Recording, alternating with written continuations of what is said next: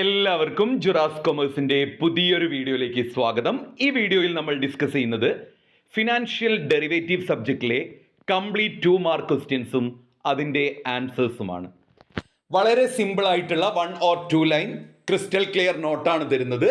ഇത് കൃത്യമായിട്ട് പഠിച്ച് എഴുതി കഴിഞ്ഞാൽ ഓരോ പോർഷനിൽ നിന്നും 2 മാർക്ക് നിങ്ങൾക്ക് സ്കോർ ചെയ്യാൻ പറ്റും. ആദ്യത്തെ സെഷൻ തന്നെ എഴുതി, പാർട്ട് എ തന്നെ എഴുതി മാക്സിമം മാർക്ക് സ്കോർ ചെയ്യാനും പറ്റും. ആദ്യം തന്നെ ഡെറിവേറ്റീവ്സിന്റെ മീനിങ് ആണ്, എല്ലാവരും പഠിച്ചിരിക്കണം. Derivative are financial contracts whose values is based on an underlying asset. ഏതെങ്കിലും ഒരു അണ്ടർലൈങ് അസെറ്റിന്റെ വാല്യൂ അണ്ടർലൈങ് അസെറ്റിനെ ബേസ് ചെയ്തുകൊണ്ടായിരിക്കും ഈ ഡെറിവേറ്റീവ്സിന്റെ വാല്യൂ ഉണ്ടായിരിക്കുക. അതിനെയാണ് ഡെറിവേറ്റീവ്സ് എന്ന് പറയുന്നത്. ഇവിടെ ഏറ്റവും പ്രധാനപ്പെട്ട കാര്യം അണ്ടർലൈങ് അസെറ്റ് എന്നുള്ള ആ ഒരു ഭാഗമാണ്. Derivatives are financial contract whose value is based on underlying asset. ഒരു ഫിനാൻഷ്യൽ കോൺട്രാക്റ്റ് ആണ്, അതിൻ്റെ വാല്യൂ അണ്ടർലൈങ് അസെറ്റിനെ ബേസ് ചെയ്തുകൊണ്ടായിരിക്കും. അടുത്തതാണ് forward. Forward, future, option, swap. ഇതിൽ ഏതെങ്കിലും ഒന്ന് 2 മാർക്കിന് ഉറപ്പാണ്. Forward is a financial contract to buy or sell an asset at fixed price on future date. ഏതെങ്കിലും ഒരു അണ്ടർലൈങ് അസെറ്റ്, വെറും അസെറ്റ് എന്ന് എഴുതണ്ട നിങ്ങൾ, ഞാൻ PDF തരുമ്പോൾ അണ്ടർലൈങ് ആക്കാം, ഇവിടെ എന്നോട് ചേർക്കാൻ വിട്ടുപോയതാണ്. അണ്ടർലൈങ് അസെറ്റ് ഫ്യൂച്ചർ ഡേറ്റിൽ ഒരു ഫിക്സഡ് പ്രൈസിന് വാങ്ങുകയോ വിൽക്കുകയോ ചെയ്യുന്ന ഫിനാൻഷ്യൽ കോൺട്രാക്റ്റിനെയാണ് ഫോർവേഡ് കോൺട്രാക്റ്റ് എന്ന് പറയുന്നത്. Forward contract is a contract to buy or sell an underlying asset at a fixed price on future date. ഇവിടെ ശ്രദ്ധിക്കേണ്ട കാര്യം, ഒരു ഫിക്സഡ് പ്രൈസിന്, മുൻകൂട്ടി നിശ്ചയിച്ചു വെച്ച ഒരു പ്രൈസിന് ഫ്യൂച്ചർ ഡേറ്റിന് ഒരു അസെറ്റ് ബൈ ചെയ്യുകയോ സെല് ചെയ്യുകയോ ചെയ്യുന്ന കോൺട്രാക്റ്റിനെയാണ് ഫോർവേഡ് കോൺട്രാക്റ്റ് എന്ന് പറയുന്നത്. അടുത്തതാണ് ഫ്യൂച്ചർ കോൺട്രാക്റ്റ്. ഫ്യൂച്ചർ കോൺട്രാക്റ്റ് എന്ന് പറഞ്ഞാൽ future contract is a financial contract to buy or sell an underlying asset at fixed price on a future date traded on an exchange. അതായത് ഫോർവേഡിന്റെ അതേ meaning ആണ് ഫ്യൂച്ചറിനും വരുന്നത്, പക്ഷേ കൂടെ എന്ത് ചേർക്കണം? Traded on an exchange. ഒരു എക്സ്ചേഞ്ചിൽ കൂടെ ആയിരിക്കും ഫ്യൂച്ചർ കോൺട്രാക്റ്റ് ട്രേഡ് ചെയ്യുന്നുണ്ടാവുക. അടുത്തതാണ് option. Option is a financial contract that gives the right to buy or sell an asset at a fixed price on or before the future date.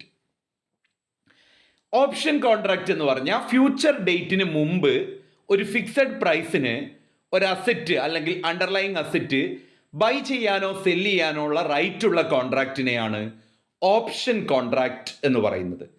ഉറപ്പിച്ച് പറയാണ്, forward, future, option, ഇതിലേതെങ്കിലും ഒന്ന് പരീക്ഷയ്ക്ക് വന്നിരിക്കും. Meaning പഠിച്ചു വെച്ചോളൂ. അടുത്തതാണ് swap. Swap are financial contract to exchange cash flows between 2 parties in future date. 2 പാർട്ടീസിൽ ഫ്യൂച്ചർ ഡേറ്റിന് ഒരു series of cash flow exchange ചെയ്യുന്നതിനെയാണ് സ്വാപ്പ് എന്ന് പറയുന്നത്. ഇങ്ങനെ പറഞ്ഞാൽ നിങ്ങൾക്ക് ക്ലിയർ ആവുമൊന്നുമില്ല, അതൊക്കെ ഉദാഹരണ സഹിതം എന്താണ് ഈ സീരീസ് ഓഫ് ക്യാഷ് ഫ്ലോ എന്നൊക്കെ പറയണം. അതൊന്നും പറയാനുള്ള ടൈം നമുക്കില്ല. തൽക്കാലം ഞാൻ പറയുന്നത് കേട്ട് പോയിന്റ് വെച്ച് അങ്ങ് പഠിച്ചോ. ഓക്കെ, ലാസ്റ്റ് മൊമെന്റ് പഠിക്കുന്നവരായിരിക്കുമല്ലോ. ഇപ്പോൾ swap are financial contract to exchange cash flows between 2 parties in future. അപ്പോൾ സീരീസ് ഓഫ് ക്യാഷ് ഫ്ലോ എന്നുള്ളത് സ്വാപ്പിന്റെ മീനിങ് എഴുതുമ്പോൾ ആൻസർ ഷീറ്റിൽ വേണം. അടുത്തതാണ് commodity derivative. Commodity derivative are financial contracts whose values depend on the price of commodities like gold, oil, wheat, coffee, etc. Commodity derivative എന്ന് പറഞ്ഞു കഴിഞ്ഞാൽ അതൊരു ഫിനാൻഷ്യൽ കോൺട്രാക്റ്റ് ആണ്. അതിൻ്റെ വാല്യൂസ് ഡിപ്പെൻഡ് ചെയ്യുന്നത് കമ്മോഡിറ്റീസിൻ്റെ പ്രൈസിനെ ആയിരിക്കും. ഗോൾഡ്, ഓയിൽ, വീറ്റ്, കോഫി, അത്തരത്തിലുള്ള കമ്മോഡിറ്റീസിൻ്റെ പ്രൈസിൻ്റെ വാല്യൂസിനെ depend ചെയ്യുന്ന കോൺട്രാക്റ്റിനെയാണ് കമ്മോഡിറ്റി ഡെറിവേറ്റീവ് എന്ന് പറയുന്നത്. അടുത്തതാണ് financial derivative. Financial derivative are financial contract whose value is based on financial asset.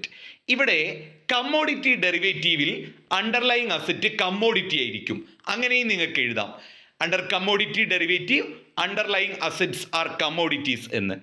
എന്നാൽ ഫിനാൻഷ്യൽ ഡെറിവേറ്റീവ്സിൽ അണ്ടർലൈങ് അസറ്റ് ഉണ്ടാവുക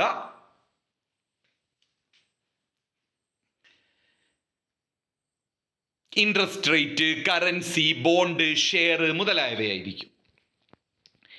അടുത്തതാണ് OTC ഡെറിവേറ്റീവ് അഥവാ over the counter derivative. OTC derivative are financial contract that are traded directly between two parties without using a formal exchange. ഒരു എക്സ്ചേഞ്ചിന്റെ സഹായത്തോടു കൂടെ ഒന്നും അല്ലാതെ രണ്ട് പാർട്ടീസ് ഡയറക്റ്റ് ആയിട്ട് ഒരു ഡെറിവേറ്റീവ് കോൺട്രാക്റ്റ് ബൈ ചെയ്യുകയോ സെല് ചെയ്യുകയോ ചെയ്യുകയാണെങ്കിൽ അതിനെയാണ് OTC കോൺട്രാക്റ്റ് എന്ന് പറയുന്നത്. അതായത് OTC കോൺട്രാക്റ്റ് എന്ന് പറഞ്ഞാൽ ഓവർ ദി കൗണ്ടർ കോൺട്രാക്റ്റ് ആണ്. രണ്ട് parties directly buying or selling derivative contract ചെയ്യുകയാണെങ്കിൽ അതാണ് OTC ഡെറിവേറ്റീവ്. അടുത്തതാണ് exchange traded derivative. Exchange traded derivative എന്ന് പറഞ്ഞാൽ are financial contract that are bought and sold through a recognised stock exchange. ഒരു അംഗീകൃതമായ stock എക്സ്ചേഞ്ചിലൂടെയാണ് ഡെറിവേറ്റീവ് കോൺട്രാക്റ്റ് ബൈ ചെയ്യുകയും sell ചെയ്യുകയും ചെയ്യുന്നത് എങ്കിൽ അതിനെയാണ് എക്സ്ചേഞ്ച് ട്രേഡഡ് ഡെറിവേറ്റീവ് എന്ന് പറയുന്നത്. അടുത്തതാണ് currency derivative. Currency derivative are those financial contract whose values depend on the exchange rate of currencies. കറൻസീസിന്റെ എക്സ്ചേഞ്ച് റേറ്റിനെ ഡിപ്പെൻഡ് ചെയ്തുകൊണ്ടാണ് ഒരു കോൺട്രാക്റ്റിന്റെ വാല്യൂ ഡിറൈവ് ചെയ്യുന്നത് എങ്കിൽ അതിനെയാണ് കറൻസി ഡെറിവേറ്റീവ് എന്ന് പറയുന്നത്. അടുത്തതാണ് ഇക്വിറ്റി ഡെറിവേറ്റീവ്. ഇക്വിറ്റി ഡെറിവേറ്റീവ് എന്ന് പറഞ്ഞാൽ അതും ഫിനാൻഷ്യൽ കോൺട്രാക്റ്റ് ആണ്. Whose value depend on the price of share or stock of a company. ഒരു കമ്പനിയുടെ സ്റ്റോക്കിന്റെ അല്ലെങ്കിൽ ഷെയറിന്റെ പ്രൈസിനെ ആണ് ഡിപ്പെൻഡ് ചെയ്യുന്നത് ഒരു ഫിനാൻഷ്യൽ കോൺട്രാക്റ്റിന്റെ വാല്യൂ എങ്കിൽ അതിനെയാണ് ഇക്വിറ്റി ഡെറിവേറ്റീവ്സ് എന്ന് പറയുന്നത്. അടുത്തതാണ് വാറണ്ട്. 2023 ചോദിച്ചിട്ടുണ്ട്. വാറണ്ട് എന്ന് പറഞ്ഞാൽ long dated options are called warrant. Long dated ആയിട്ടുള്ള ഓപ്ഷൻ കോൺട്രാക്റ്റിനെയാണ് വാറണ്ട് എന്ന് പറയുന്നത്. It is a long term option with 3 to 7 years maturity. Long dated option കോൺട്രാക്റ്റിനെയാണ് വാറണ്ട് എന്ന് പറയുന്നത്. ഈ വാറണ്ടിന് 3 മുതൽ 7 വരെയുള്ള വർഷത്തേക്കായിരിക്കും വാറണ്ടിന്റെ മെച്യൂരിറ്റി. വാറണ്ട് ഒന്ന് നോക്കിക്കോ. വാറണ്ട് ഒരു ലോങ് ഡേറ്റഡ് ഓപ്ഷൻ കോൺട്രാക്റ്റ് ആണ്. It is a long term option with 3 to 7 years maturity. അടുത്തതാണ് ലീപ്സ്. ലീപ്സിന്റെ ഫുൾ ഫോം ആദ്യം എഴുതുക. Long term equity anticipation securities. അതിനെയാണ് ലീപ്സ് എന്ന് പറയുന്നത്.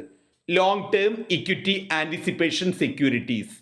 It is an option with the maturity up to 3 years. ഇതൊരു option contract ആണ്. ഇതിന്റെ മെച്യൂരിറ്റി 3 വർഷത്തേക്കായിരിക്കും വരിക. അങ്ങനെയാണെങ്കിൽ അതിനെ ലീപ്സ് എന്ന് പറയുന്നു. 3 to 7 വർഷം വരെയാണ് മെച്യൂരിറ്റി എങ്കിൽ അതിനെ വാറണ്ട് എന്ന് പറയുന്നു. അടുത്തതാണ് ഡെറിവേറ്റീവ് മാർക്കറ്റ്. വളരെ സിമ്പിൾ ആണ്. Derivative market is the market for buying and selling of derivatives. Derivatives വാങ്ങുകയും വിൽക്കുകയും ചെയ്യുന്ന മാർക്കറ്റിനെയാണ് ഡെറിവേറ്റീവ് മാർക്കറ്റ് എന്ന് പറയുന്നത്.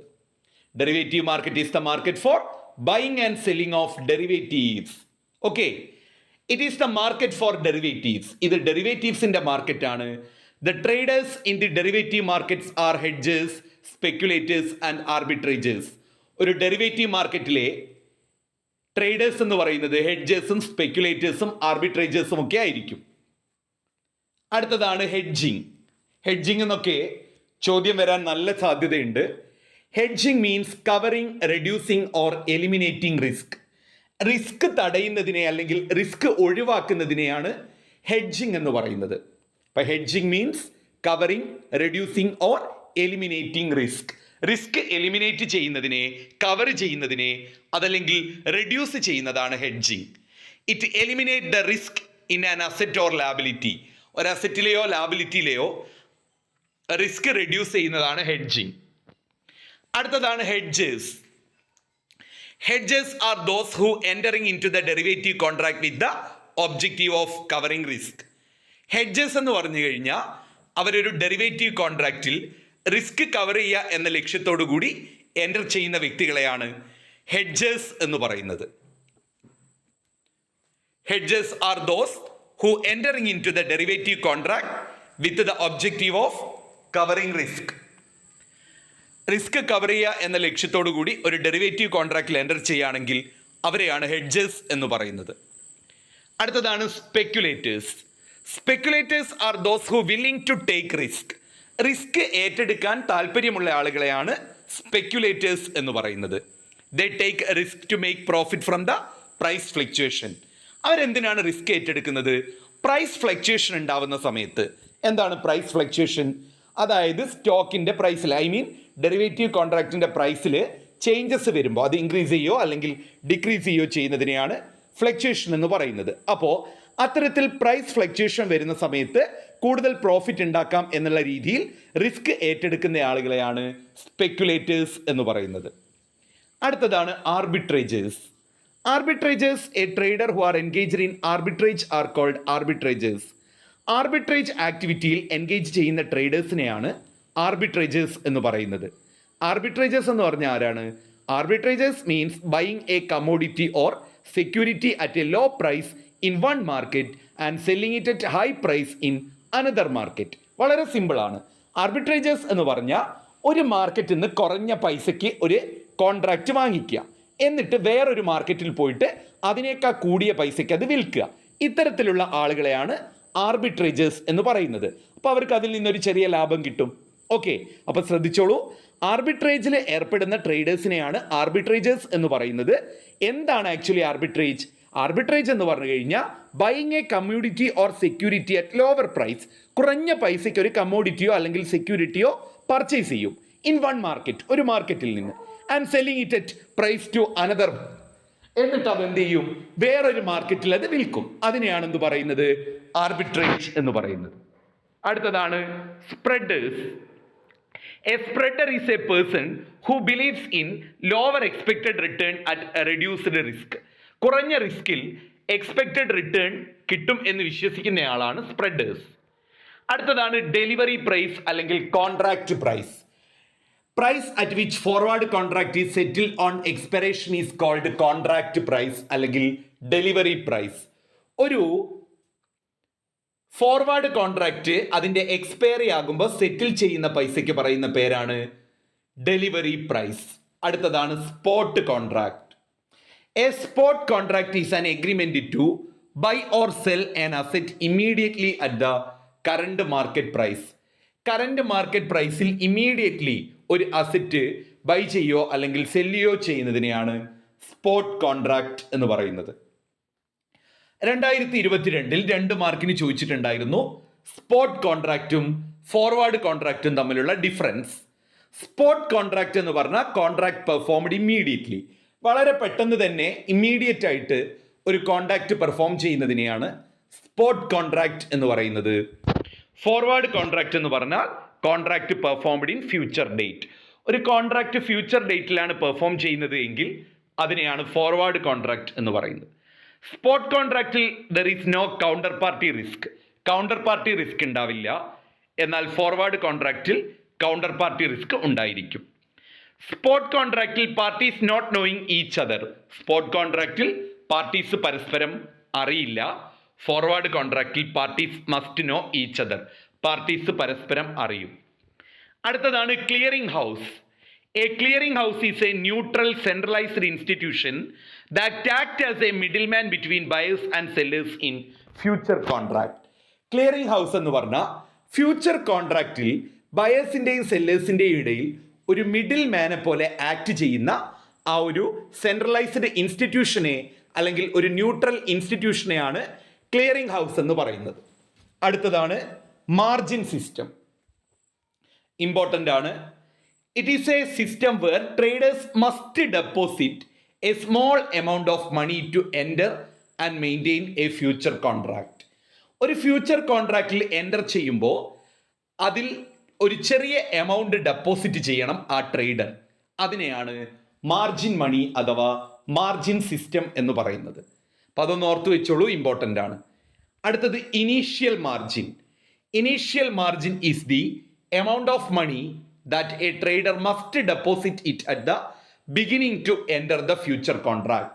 ഫ്യൂച്ചർ കോൺട്രാക്റ്റിൽ എൻ്റർ ചെയ്യുമ്പോൾ അതിൻ്റെ ബിഗിനിങ് സ്റ്റേജിൽ ഡെപ്പോസിറ്റ് ചെയ്യുന്ന മണീനെയാണ് ഇനീഷ്യൽ മാർജിൻ എന്ന് പറയുന്നത്. അടുത്തതാണ് maintenance margin. Maintenance margin is the minimum amount of balance that must be maintained in the margin account after enter into the contract. ഒരു കോൺട്രാക്റ്റിൽ എൻ്റർ ചെയ്ത് കഴിഞ്ഞാൽ അവിടെ ഒരു മിനിമം ബാലൻസ് മെയിൻറ്റെയിൻ ചെയ്യണം. അതിനെയാണ് മെയിൻ്റനൻസ് മാർജിൻ എന്ന് പറയുന്നത്. കഴിഞ്ഞിട്ടില്ല, പാർട്ട് 2 വീഡിയോയിൽ ഇതുപോലെ ഒരു 10 മിനിറ്റ് ബാക്കി 2 മാർക്ക് ക്വസ്റ്റ്യൻസും കൂടെ ഡിസ്കസ് ചെയ്യാം. അപ്പോഴത്തേക്ക് ഇത് പഠിച്ചു വയ്ക്കുക. ഓക്കെ.